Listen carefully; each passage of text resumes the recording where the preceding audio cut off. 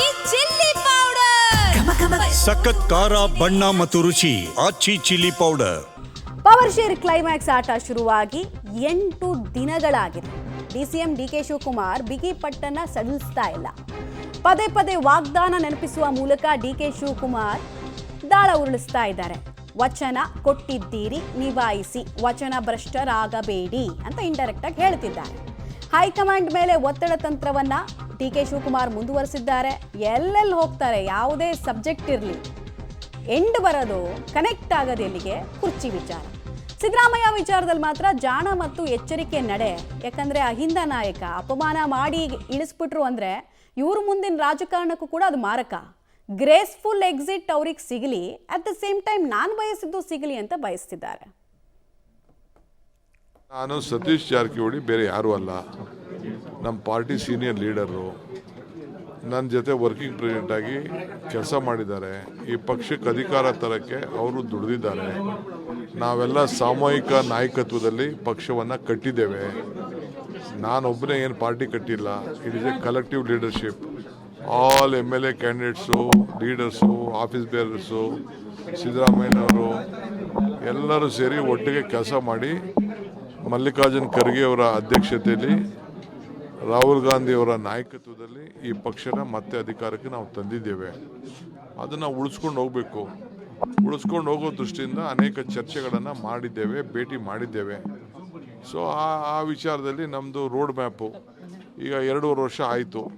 Next 2.5 ವರ್ಷ ಆಕೆ ಏನು ಹೊಸ ರೂಪ ಕೊಡಬೇಕು ಈ ರಾಜ್ಯಕ್ಕೆ ಅನ್ನೋದು ನಮ್ಮದೆಲ್ಲರೂ ಕೂಡ ಅವರವ್ರ ಅಭಿಪ್ರಾಯಗಳನ್ನು ನಾವೆಲ್ಲ ಅದ್ರ ಬಗ್ಗೆ ಚರ್ಚೆ ಮಾಡ್ತಾ ಇದ್ದೇವೆ.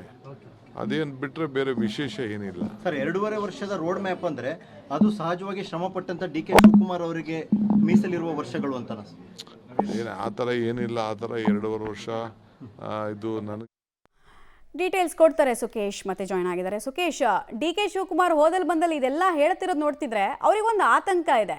ಬದಲಾವಣೆ ಆಗತ್ತೆ ಅನ್ನೋ ಭಯ ಕಾಂಗ್ರೆಸ್ ಹೈಕಮಾಂಡ್ಗಿದ್ದು ನೀವು ಡಿಸಿಷನ್ ತಗೊಳಕ್ ಆಗ್ತಿಲ್ಲ ಅಂದ್ರೆ ಇನ್ಯಾವತ್ತೂ ನೀವು ಬದಲಾವಣೆ ಮಾಡಲ್ಲ, ಇನ್ಯಾವತ್ತೂ ನನಗೆ ಅವಕಾಶ ಸಿಗಲ್ಲ ಅನ್ನೋ ಆತಂಕ ಹಿಂಗೆಲ್ಲ ಮಾಡಿಸ್ತಾ ಇದೆಯಾ? ಒಂದು ನಿರ್ಧಾರ ಆಗುವವರೆಗೂ ಸಹಜವಾಗಿ ಆತಂಕ ಇದ್ದೇ ಇರುತ್ತೆ. ಯಾಕಂದ್ರೆ ಮಾತು ಕೊಟ್ಟಿರ್ಬೋದು ಅಥವಾ ಇಬ್ಬರು ಸೇರಿ ಸರ್ಕಾರವನ್ನು ಅಧಿಕಾರಕ್ಕೆ ತಂದ್ರಿ ಎನ್ನುವಂಥದ್ದಿರ್ಬೋದು. ಅವತ್ತಿಗೆ ಒಂದು ತಲೆನೋವನ್ನ ಕಡಿಮೆ ಮಾಡ್ಕೊಳ್ಬೇಕನ್ನುವಂಥ ಲೆಕ್ಕಾಚಾರದಲ್ಲಿ ಹೈಕಮಾಂಡ್ ಒಂದು ಫಾರ್ಮುಲಾವನ್ನು ತೀರ್ಮಾನ ಮಾಡಿ ಕಳಿಸ್ಕೊಟ್ಟಿರ್ಬೋದು. ಆದರೆ ಈಗ 2.5 ವರ್ಷಗಳು ಕಳೆದೋಗಿದೆ. ಕಳೆದಿರುವಂಥ 2.5 ವರ್ಷಗಳಲ್ಲಿ ಸಹಜವಾಗಿ ಕಾವೇರಿ ನದಿಯಲ್ಲಿ ಸಾಕಷ್ಟು ನೀರು ಹರಿದಿದೆ. ಹಾಗಾಗಿ ಬದಲಾವಣೆಯ ವಿಚಾರವೂ ಸೇರಿದಂತೆ ಅಥವಾ ರಾಜಕೀಯ ವಿಪ್ಲವಗಳ ಆತಂಕ ಇರ್ಬೋದು, ಅಥವಾ ಶಾಸಕರ ಬಲಾಬಲದ ವಿಚಾರ ಇರ್ಬೋದು, ಅಥವಾ ಸಮುದಾಯಗಳು ಬೆಂಬಲಿಸುವಂಥ ರೀತಿ ಇರ್ಬೋದು, ಹೀಗೆ ಬೇರೆ ಬೇರೆ ಬೆಳವಣಿಗೆಗಳು ಕೂಡ ಸಾಕ್ಷಿ ಆಗ್ತಾ ಹೋಗುತ್ತೆ ರಾಜಕೀಯ ಪ್ರತಿಯೊಂದು ಘಟನಾವಳಿಗಳು ಕೂಡ. ಹಾಗಾಗಿ ಹೈಕಮಾಂಡ್ ಈ ಸಂದರ್ಭದಲ್ಲಿ ಯಾವ ತೀರ್ಮಾನಕ್ಕೆ ಬರುತ್ತೆ ಅನ್ನುವಂಥದ್ದು ಅವ್ರ ತೀರ್ಮಾನಕ್ಕೆ ಬರೋವರೆಗೂ ಸಹಜ ಆತಂಕ.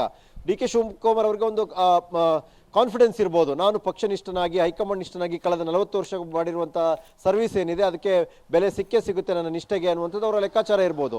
ಆದರೆ ಇಲ್ಲಿನ ಚಿತ್ರಣ ಪರಿಸ್ಥಿತಿಗಳ ಬಗ್ಗೆ ತಮ್ಮದೇ ಆದ ವರದಿಗಳನ್ನು ಕೂಡ ಅಲ್ಲಿ ತರಿಸ್ಕೊಳ್ಳುವಾಗ ಮತ್ತು ರಾಷ್ಟ್ರ ಮಟ್ಟದಲ್ಲಿ ಕಾಂಗ್ರೆಸ್ನಾಗೆ ಇರುವಂಥ ಪರಿಸ್ಥಿತಿಗಳು ಮತ್ತು ಎಷ್ಟು ರಾಜ್ಯದಲ್ಲಿ ಕಾಂಗ್ರೆಸ್ ಅಧಿಕಾರದಲ್ಲಿದೆ ಅನ್ನುವಂಥ ವಿಚಾರಗಳು ಇವೆಲ್ಲವೂ ಕೂಡ ಕಾಂಗ್ರೆಸ್ ಹೈಕಮಾಂಡ್ಗೆ ಮುಖ್ಯವಾದ ವಿಚಾರ ಆಗಿರುತ್ತೆ.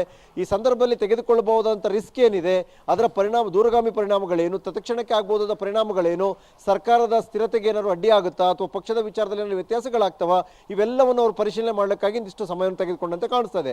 ಅದು ಇವತ್ತು ನಡೆಯುವ ಸಭೆ ಇರ್ಬೋದು, ಅಲ್ಲಿ ಆಗುವಂಥ ಚರ್ಚೆಗಳಲ್ಲಿ ಇವೆಲ್ಲವೂ ಬರ್ತವೆ. ಹಾಗಾಗಿ ಎಲ್ಲ ಒಂದು ಕಡೆ ಸಮಯವನ್ನು ತೆಗೆದುಕೊಂಡಿರುವಂಥ ಸಹಜವಾಗಿ ನಿರೀಕ್ಷೆಯಲ್ಲಿದ್ದಂಥ ಡಿ.ಕೆ. ಶಿವಕುಮಾರ್ ಒಂದಷ್ಟು ಆತಂಕವೂ ಇರಬಹುದು. ಆ ಆತಂಕ ಸರಿಯಾಗುತ್ತೆ ಅನ್ನುವ ಆತ್ಮವಿಶ್ವಾಸವೂ ಅವರಲ್ಲಿ ಇರಬಹುದು. ಮಮತಾ. ರೈಟ್, ಧನ್ಯವಾದ ಸುಕೇಶ್ ತಮ್ಮೆಲ್ಲ ಮಾಹಿತಿಗಾಗಿ. ಜಗತ್ತಲ್ಲಿ ಯಾವುದೇ ಬಂಡಾಯ ಅಥವಾ ಯಾವುದೇ ಒತ್ತಡ ತಂತ್ರ ಮೊದಲ ಬಾರಿಗೆ ಯಶಸ್ಸನ್ನು ಕೊಟ್ಟಿಲ್ಲ ಅನ್ನೋದು ರಾಜಕಾರಣಿಗಳಿಗೆ ಚೆನ್ನಾಗಿ ಗೊತ್ತು. ಹೀಗಾಗಿ ಅವಕಾಶ ಸಿಕ್ಕಾಗಲೆಲ್ಲ ಬಂಡಾಯ ಮತ್ತು ಒತ್ತಡ ತಂತ್ರವನ್ನು ಮುಂದುವರಿಸ್ತಾ ಇದ್ದಾರೆ. ಬಂಡಾಯದ ಮೂಲಕ ಸರ್ಕಾರವನ್ನು ಅಲುಗಾಡಿಸ್ಲಿಕ್ಕಾಗಲಿಲ್ಲ ಅಂದರೂ ಹೈಕಮಾಂಡನ್ನು ಅಲುಗಾಡಿಸಿದಂತಹ ಅನೇಕ ನಿದರ್ಶನಗಳು BJPಯಲ್ಲೂ ಸಿಗುತ್ತೆ, ನಮಗೆ ಕಾಂಗ್ರೆಸ್ನಲ್ಲೂ ಸಿಗುತ್ತೆ. ಅದೇ ರೀತಿ ಫಾರ್ಮುಲಾ ನಮಗೆ ಡಿ.ಕೆ. ಶಿವಕುಮಾರ್ ಅವರ ವಿಚಾರದಲ್ಲೂ ಕಾಣಿಸ್ತಾ ಇದೆ.